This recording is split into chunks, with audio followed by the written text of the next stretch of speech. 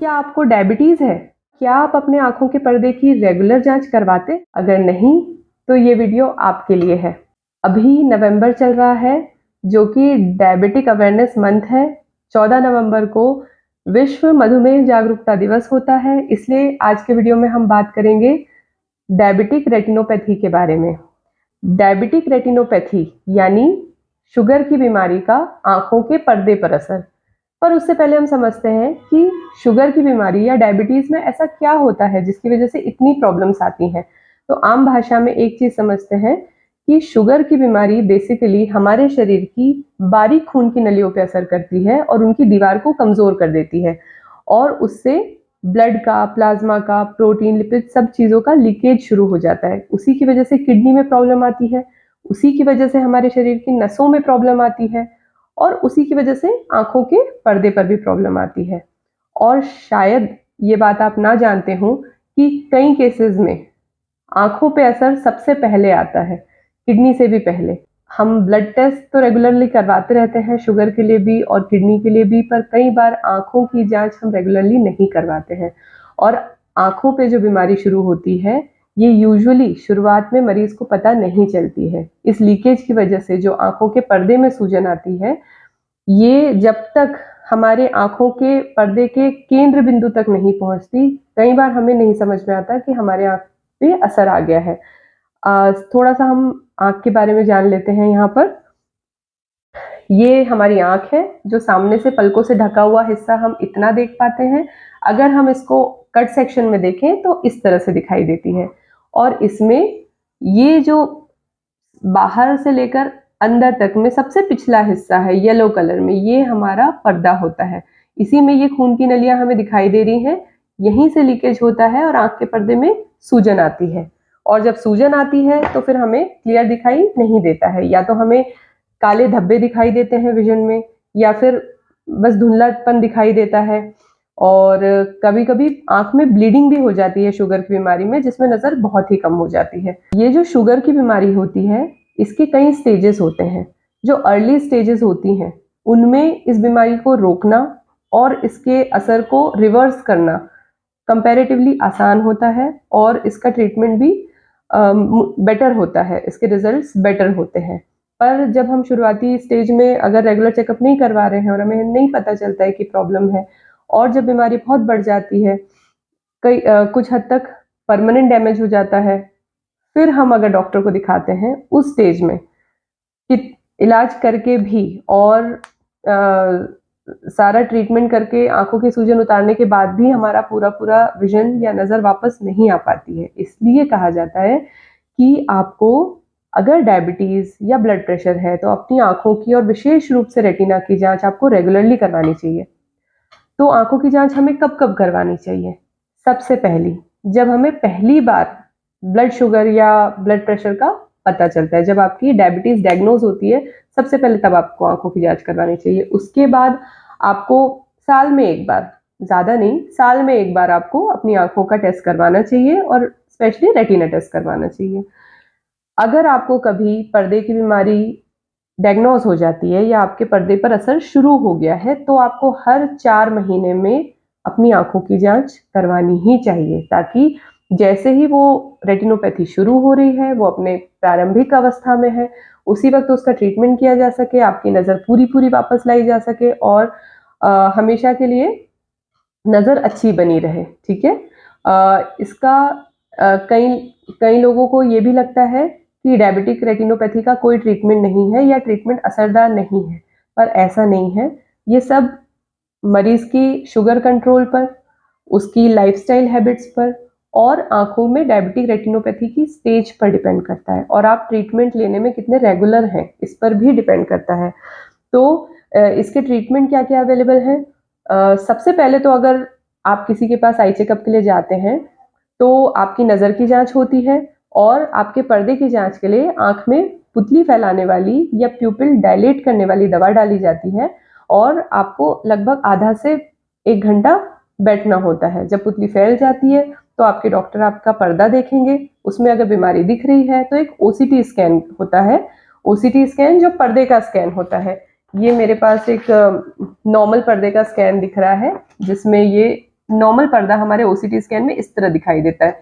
यहाँ पर जो ये बिंदु दिख रहा है ये हमारे पर्दे का सेंटर पॉइंट है, जिससे हमारा विजन सबसे क्लियर होता है जहाँ पे, और उसके बाद बाहर जाते जाते विजन कम होता जाता है। तो हमारा पेरिफेरल विजन कम होता है, सेंट्रल विजन चेक किया जाता है नजर की जांच में, जिस पर शुगर का असर सबसे ज्यादा होता है। और ये एक डायबिटिक रेटिनोपैथी वाले पेशेंट का स्कैन है। आप देख सकते हैं जो ग्रीन एरिया नॉर्मल में था, यहाँ पे हमें रेड एरिया में सूजन दिखाई दे रही है पर्दे में, और स्कैन में यहाँ पर पानी के बुलबुले पर्दे के अंदर दिखाई दे रहे हैं आपको। तो ये सूजन वाले मरीज का पर्दे का स्कैन है। तो शुगर का असर होता है पर्दे पे, इसकी अलग अलग स्टेजेस होती हैं। इस इमेज में ये नॉर्मल रेटिना दिखाई दे रहा है। अर्ली स्टेजेस में जब थोड़ा सा लीकेज होता है ब्लड का पर्दे में, तो ये इस तरह से माइक्रो एन्यूरिज्म बन जाते हैं, या बोलना चाहिए जहां से भी दीवार पतली हो रही है खून की नलियों की, वहां पे वो फूल जाती है। इसको हम माइक्रो एन्यूरिज्म बोलते हैं, और इनसे ही ब्लड लीकेज होता है थोड़ा थोड़ा। तो ये वाली जो स्टेज है ये NPDR कहलाती है, ये स्टार्टिंग स्टेज होती है। इसके साथ भी पर्दे में सूजन आ सकती है, बट ये लेस रिस्की स्टेज है। सेकंड में क्या होता है कि इस रेड डॉट्स के साथ साथ नई नई खून की नलियों के गुच्छे भी बनने लगते हैं। जब पूरे पर्दे में रेटिना में ऑक्सीजन की कमी होती है, तो उसके रिस्पॉन्स में कुछ नई नई खून की नलियां उगने लगती हैं, गुच्छे जैसे बन जाते हैं। ये बहुत बारीक खून की नलियां होती हैं जो बहुत कमजोर होती हैं, इनसे बहुत इजीली कभी भी आंख में ब्लीडिंग होती है, और ये जब सूखती भी हैं तो एक फाइब्रोसिस होके एक झिल्ली जैसी बना देती है आंख के पर्दे के ऊपर, और पर्दे को खराब करती है। और इसके सूखने के बाद भी जो असर छूट जाता है पर्दे पे, उसकी वजह से धुंधला दिखाई देता है। तो हमारे इस स्टेज में दोनों कंसर्न रहते हैं कि बार बार आंख में ब्लीडिंग होना, और जो झिल्ली बनी है एक प्लास्टिक जैसी झिल्ली बन जाती है पर्दे से चिपक के, जो सिकुड़ के पर्दे को उखाड़ सकती है। तो पर्दे के उखड़ने का भी डर रहता है। तो इतना आगे तक हमें अपनी बीमारी को नहीं ले जाना है, हमको इसलिए समय पर अपनी आंखों के पर्दे की जांच करवाना चाहिए। अगर ट्रीटमेंट की बात करें तो जो बहुत ही कम सूजन है, हल्की सूजन है, वो ब्लड शुगर कंट्रोल से, लाइफस्टाइल मॉडिफिकेशन से, और कुछ आई ड्रॉप से कंट्रोल की जा सकती है। एंटीऑक्सीडेंट टैबलेट्स भी आप ले सकते हैं, वो भी पर्दे के लिए बहुत अच्छी होती हैं, पर्दे को बचाती हैं ऑक्सीडेटिव स्ट्रेस से। सेकंड, हम बहुत ही इफेक्टिव इलाज जो इसका है वो आंखों में लगने वाले इंजेक्शंस हैं। ये आंखों में जो इंजेक्शन लगाए जाते हैं एंटी वेस्कुलो एंडोथीलियल ग्रोथ फैक्टर वाले इंजेक्शन होते हैं, एंटी VEGF बोलते हैं आमतौर पर। ये जो लीकेज हो रहा है, जो ब्लड वेसल से लीक हो रही है चीजें, उसको लीकेज को ये रोकने का काम करते हैं। और जैसे ही लीकेज रुकता है पर्दे की सूजन भी धीरे धीरे कम होती है। और अगर डैमेज परमानेंट नहीं है, ये सिर्फ थोड़ी सूजन की वजह से धुंधला दिख रहा है, तो वो हमारा विजन वापस आ जाता है। लेकिन अगर ये डैमेज उससे आगे तक हो चुका है, मतलब नजर अभी सिर्फ सूजन की वजह से कम नहीं है, आपकी आंखों के पर्दे की कोशिकाएं भी डेड हो गई हैं, मतलब जो देखने वाली सेंसिटिव लेयर है, उसकी जो सेंसिटिव फोटो रिसेप्टर्स हैं, रॉड्स एंड कोन्स, वो अगर डैमेज हो गए हैं ब्लड की कमी से या ऑक्सीजन की कमी से, वो डैमेज हो गए हैं, तो फिर ये विजन वापस नहीं आता है। इसलिए कई लोग इस चीज में कंफ्यूज होते हैं कि इंजेक्शन लगवा लिया फिर भी रिजल्ट नहीं आया, क्योंकि इंजेक्शन लगवाने में लेट हो जाते हैं। तो जब तक बीमारी रिवर्सिबल है, अर्ली है, अभी अभी सूजन आई है, अभी अभी नजर दिखना कम हुई है, तभी उसको हमको ट्रीट करवाना चाहिए, ज्यादा वेट नहीं करना चाहिए।